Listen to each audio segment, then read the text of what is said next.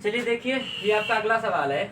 इसमें करना क्या है कि एक रैखिक समीकरण 2x plus 3y minus 8 equal to 0 दी गई है। एक समीकरण हमें दी गई है और हमें क्या करना है कि दो चरों में एक ऐसी और रैखिक समीकरण लिखिए ताकि प्राप्त युग्म का ज्यामितीय निरूपण जैसा कि नंबर 1 प्रतिच्छेद करती रेखाएं हों, नंबर 2 समांतर रेखाएं हों और नंबर 3 समपाती हो। तो देखिए, अभी तक जो आप लोग सीखे थे उसमें क्या होता था, दो चर रेखी समीकरण होते थे, दो समीकरण होते थे। इसमें केवल एक ही दिया है, वो क्या है, पहला है x प्लस 3y और माइनस का 8 बराबर 0। मतलब एक समीकरण हमें ऐसे बनाकर देना है कि पहले सवाल पर प्रतिच्छेद करती हो रेखाएं। हम पहले ही सवाल पर लगाते हैं। पहला सवाल जो है इसमें वो कह रहा है कि जो रेखाएं हैं वो क्या करती हैं, प्रतिच्छेद करती हो। आपको हम पहले फार्मूला भी सिखाए थे, उसमें 3 फार्मूला थे। 3 ये थे कि पहला फार्मूला वो था कि a1 बटे a2 बराबर नहीं है b1 अपान b2 के, तो ये रेखाएं क्या करती हैं, प्रतिच्छेद करती हैं। इसके मतलब क्या, जो a1 का मान होगा और b1 का मान होगा वो बराबर नहीं होगा, a2 का जो मान होगा वो b2 का मान होगा, ये भी बराबर नहीं होगा। अब देखिए कैसे होगा, जैसे इसमें जो दिया है वो दिया है a1 का मान 2, b1 का मान जो दिया है वो 3 दिया है, c1 का मान माइनस 8 दिया है। हमें बदलना है क्या, b1 का मान नहीं, a2 का मान और b2 का मान, ये दोनों मान हमें बदलना है। मतलब एक जैसा नहीं होना चाहिए, ऐसा मान लगाना है। अगर मान लो हम यहाँ पर a2 का मान कुछ भी अपने तरफ से लगाएं, अगर हम a2 का मान लगाते हैं कितना, 3 लगाते हैं, b2 का जो मान लगाते हैं वो कितना लगाते हैं, 4 लगाते हैं, c2 का मान भी कुछ नहीं लगा देते हैं। अगर मान लो कि हम लगा देते हैं कितना, 4 लगा देते हैं माइनस का। अब देखिए इसमें कि जो a1 बटे a2 है, b1 बटे b2 है, इसका मान बराबर है या नहीं है। तो जो a1 बटे a2 not equal to b1 upon b2, इसका मान हम यहाँ से रखेंगे अगर, तो a2 का जो मान है, a1 का मान 2 है, a2 का मान 3 है और बराबर नहीं होना चाहिए, यानी 3 बटे 4 है, ऐसा हो रहा है। तो हमारा इस जो समीकरण होगा वो क्या कर रही है, प्रतिच्छेद करती है। यानी हमें ऐसा समीकरण ही बना के देना है एक और। तो हमें पास एक तो मान दिया है तीनों का, a1 b1 c1, a2 b2 c2। हम अपने तरफ से ऐसा माने कि a1 का जो a2 का मान है वो b2 के बराबर ना हो और a1 का जो मान है वो b1 के बराबर ना हो। तो इसमें फिलहाल के लिए बराबर नहीं है। और ऐसा मान ना लगाएं कि उसका रेशियो कट करके इस तरह से लगा दें। जैसे मान लो इसका मान लगा देंगे अगर 4, a2 का मान, और इसमें 3 दिया ही था, इसका मान अगर आप क्या लगा देंगे, 6 लगा देंगे, तो ये बराबर हो जाएगा। 1 दूनी 2 एक अन्नम 2, 2 दूनी 4, 3 एक अन्नम 3, 3 दूनी 6। तो ये आपकी सवाल बन नहीं पाएगी, गलत हो जाएगी। इसलिए ऐसा करना है कि इनके रेशियो में, मतलब 3 और 2 की पहाड़ा में ये मान नहीं आना चाहिए। समझने के लिए बात, अगर आपको इसे सीधे सीधे समझना है तो इसे समझना है कि जो a2 है, यानी a2 का जो मान होगा वो a1 के पहाड़ा का नहीं होना चाहिए, और जो b1 का मान है वो b2 वाला जो हमारा मान होगा वो b1 के मान में, उसके पहाड़ में नहीं होना चाहिए। ऐसा सवाल में जब अंक रखोगे तो आपकी पहला कंडीशन फॉलो कर जाएगी, a1 अपान a2 और not equal to b1 upon b2, तो हमारी क्या हो जाएगी, प्रतिच्छेद कर जाएगी। तो नए समीकरण में बना के देना इसी के हिसाब से। यानी हमारा क्या होता है, a2 x plus b2 y plus c2 बराबर 0, ये होता ही है। a2 का मान हमने क्या माना है, 3x, प्लस का b2 का मान क्या है, 4y, और c2 का मान माइनस का 4 है, इक्वल टू 0। यही आपका क्या हुआ, समीकरण बनकर तैयार होगा। किसके लिए, फर्स्ट कंडीशन के लिए। अब हम सेकंड को देखते हैं। सेकंड कंडीशन में क्या है, तो सेकंड कंडीशन में ये कह रहा है कि समांतर जो है वो रेखाएं क्या हो, समांतर हो। अब समांतर के लिए हमें क्या करना है, समांतर के लिए हमें ऐसे करना है, देखो तीसरा जो है ये तो समांतर है, a1 बटे a2 बराबर b1 बटे b2 और बराबर नहीं होना चाहिए c1 अपान c2 के। यानी जो हमारा पहला समीकरण इसमें जो दिया हुआ है, यानी a2 का जो मान हमें मानना है और b2 का जो मान मानना है, वो तो इन दोनों के पहाड़ा में होना चाहिए। a2 का मान a1 के पहाड़े से होना चाहिए और b2 का मान b1 के पहाड़े में होना चाहिए, और c2 का मान नहीं होना चाहिए। तब ये रेखाएं क्या करेंगी, समांतर होंगी। यानी यहाँ पर अगर समझना है तो क्या करेंगे, a1 का मान दिया है कितना 2, B1 का मान दिया है 3, C1 का मान दिया है -8। अब हमें ऐसा मान A2 का मानना है, B2 का मानना है और C2 का मानना है कि ये तो हमारे इसके पहाड़े में आना चाहिए। ऐसा मान होना चाहिए कि 2 के पहाड़े में ये होना चाहिए और 3 के पहाड़ा में ये होना चाहिए, लेकिन ये मान नहीं होना चाहिए, इसके पहाड़ा में ये मान नहीं होना चाहिए।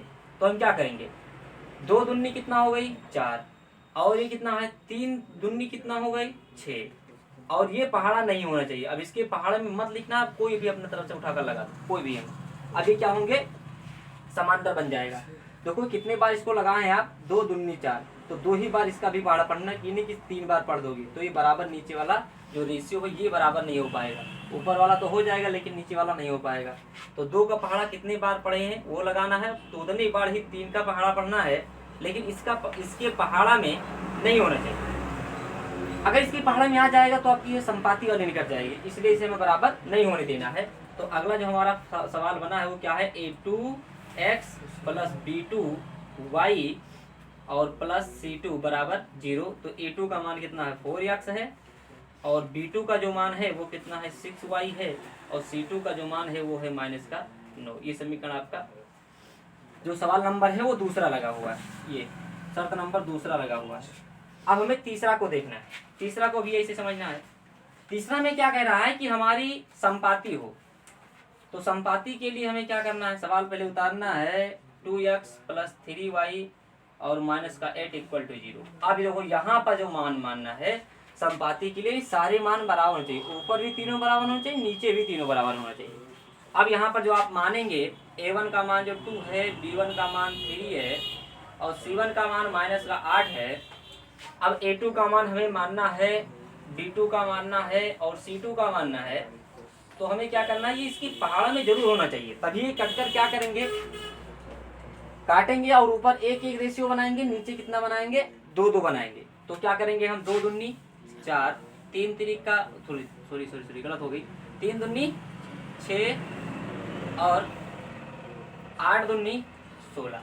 अब जब इसका रेशियो काटोगे तो 2 एकन्नम 2, 2 दूनी 4, 3 एकन्नम 3, 3 दूनी 6, 8 एकन्नम 8, 8 दूनी 16, माइनस से माइनस कट जाएगा। 1/2 1/2 सब इसे बनेगा, 1/2 1/2 1/2। अब देखो हमारा तीनों बराबर हो जाएगा, संपाति कर जाएगी। तो अगला जो हमारा समीकरण बनेगा वो बनेगा, क्या होता है पहले समीकरण हम बता देते हैं, A2x plus B2y plus C2 बराबर 0। मान लगा देना है, A2 का मान जो है 4 है, x लिख देंगे, B2 का मान 6 है तो 6y हो गया, यानी 6y हो गया, और C2 का मान जो है वो -16 है बराबर 0 हुआ। ये तीनों सवाल आपके हुए। ये अगला सवाल में यही दिया जाता है, इसमें 3 कंडीशन था कि हमें एक समीकरण दिया गया है, इसी के हिसाब से हमें 3 और समीकरण बनाने, मतलब इसके साथ एक और बनाना है। कब, पहले कंडीशन था कि जब दोनों उसकी समीकरण है वो रेखाएं क्या करती हैं, प्रतिच्छेद करती हो रेखाएं, उसके कंडीशन में तो हमने ये बना दिया।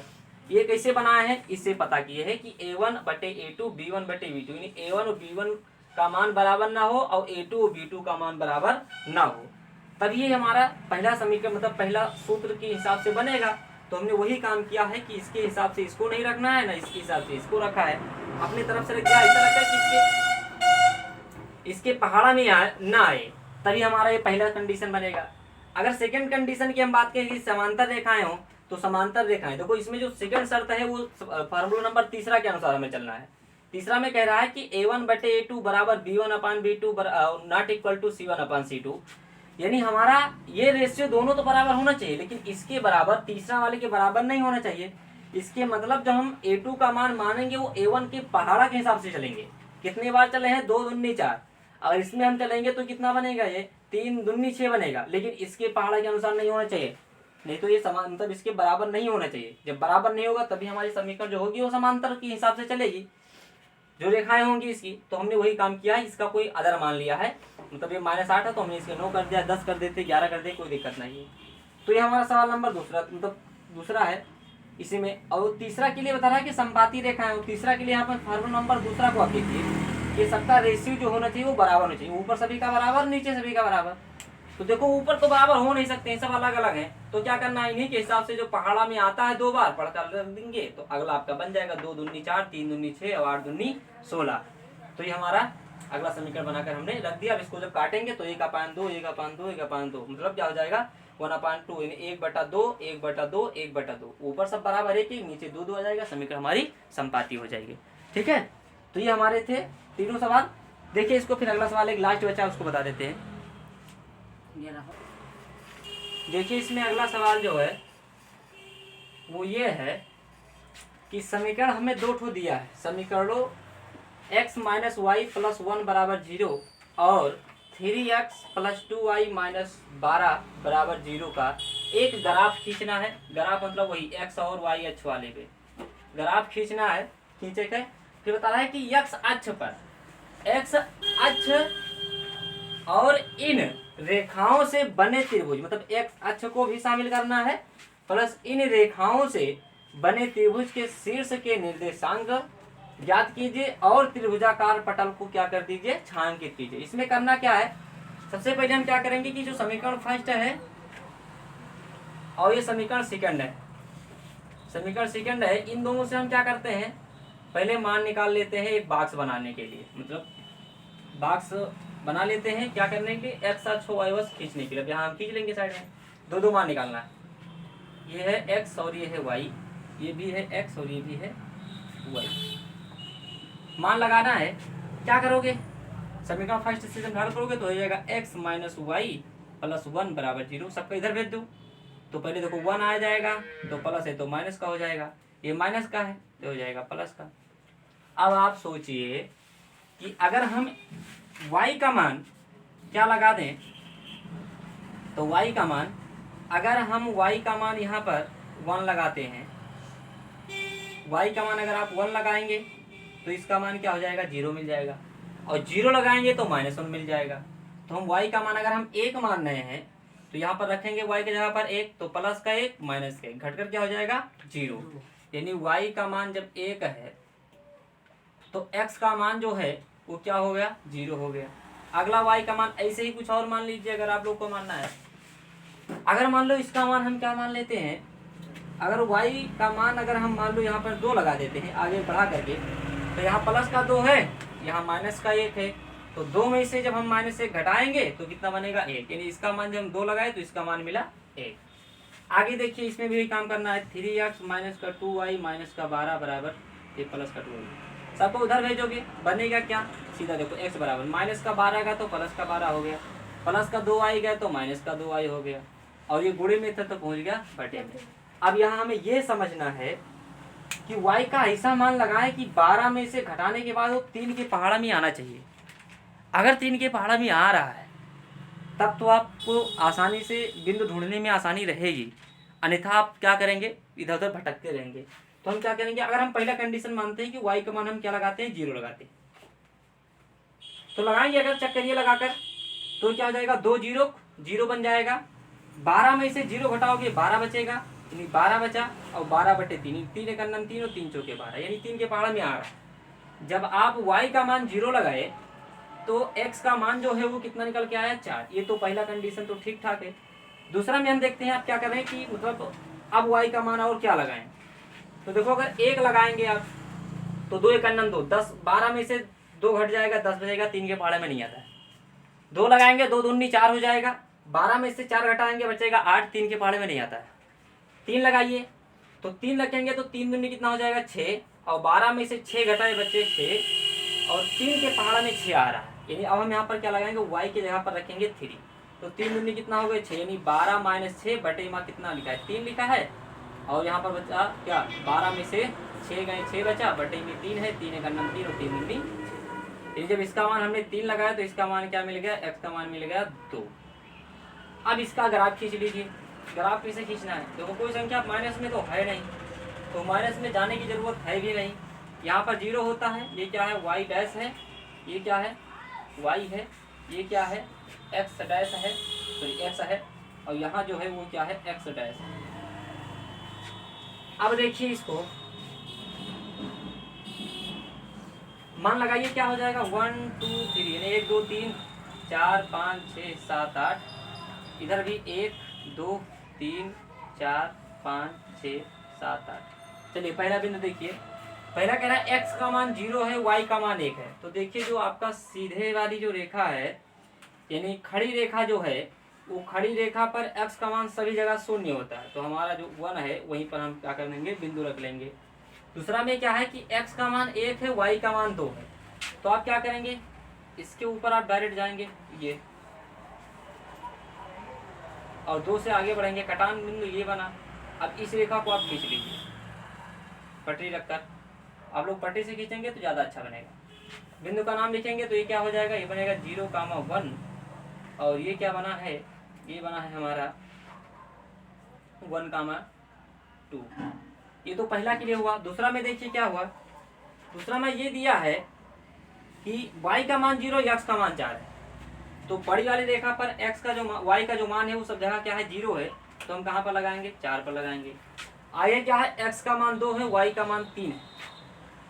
तो अब यहाँ से ऊपर जाइए, चलिए यहाँ से ऊपर निकलिए ये, और यहाँ से आगे चलिए। आपका कटान बिंदु कहाँ मिला, यहाँ पर मिला।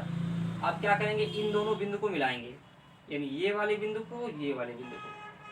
जब ये बिंदु को आप मिलाएंगे तो बनेगा क्या, ये हमारा बिंदु कौन सा बनकर तैयार हुआ, ये बिंदु बनकर तैयार हुआ 2,3। अब इसको बिंदु हम साफ साफ दिखा देते हैं। ये हमारा 0,1 का है, ये हमारा जो है वो किसका है, 1,2 का है, और ये जो बिंदु है वो क्या है, 2,3 है, और ये जो बिंदु है वो है 4,0। ये हमारा त्रिभुज बनकर तैयार हुआ।